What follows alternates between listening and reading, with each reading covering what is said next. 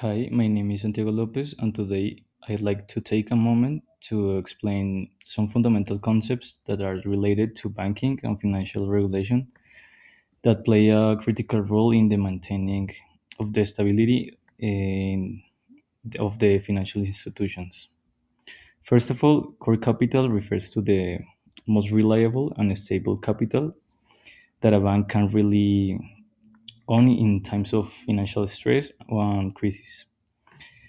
Primarily includes the equity capital that a bank holds, which provides a buffer for institution against financial losses. Core capital is a critical maintaining that make a solvency of the bank and ensuring that it can meet in occasions and get some obligations.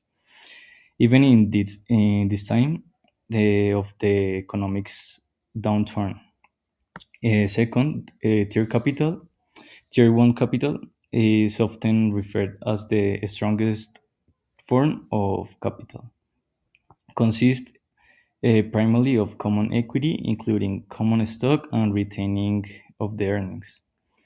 This capital is considered the most secure because it's not easily to get successful in the market fluctuations and offers the highest level of protection in some cases of unexpected losses. The regulatory of the framework of the Tier 1 capital is set up in the Basel III, according to the developed by the Bank of International Settlements, or the BIS. Basel III introduced after the 2008 financial crisis that requires to the banks to maintain a minimum ratio to the this tier one to get less risk on the assignments or the actions of the company. This radio makes a stability of the banking system as an assurance that banks can absorb that potential and loss without becoming insolvent. Since the implementation of Basel III, banks have been required to maintain a Tier 1 capital in the radio of 6%, though many institutions aim to exceed that percentage or this number. Um, Final, Tier 2 capital, also known as a supplementary capital of the Tier 1, includes instruments like subordinated debt, hybrid capital instruments, and other forms of debt that can absorb that losses if they need or if it's necessary for that companies. Although tier capital 2 is not as stable as tier 1, it still provides an additional of cushion for banks to meet their obligations during time of financial stresses. While tier 2 capital is important for the strength of the bank or balance or the and the balance to the achievements, it cannot be counted as a heavily towards by the regulatory capital.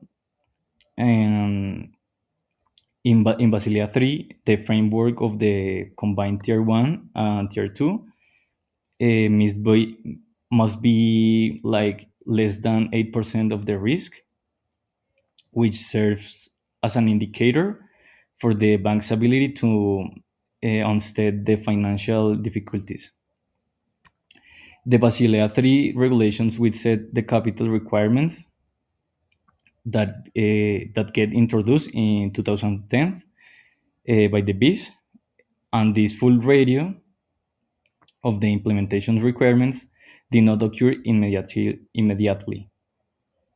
The initial deadline for these regulations becomes in 2019, but some banks were grant, granted to extend that timelines to meet new radius for the capital. The implementation of these regulations is designed to be gradual, allowing the banks to adjust their capital structures over time. However, the ultimate goal of this insurance is that the financial institutions hold sufficient capital to withstand the potential economic that get shocks if they have less money. And that's it. Thank you.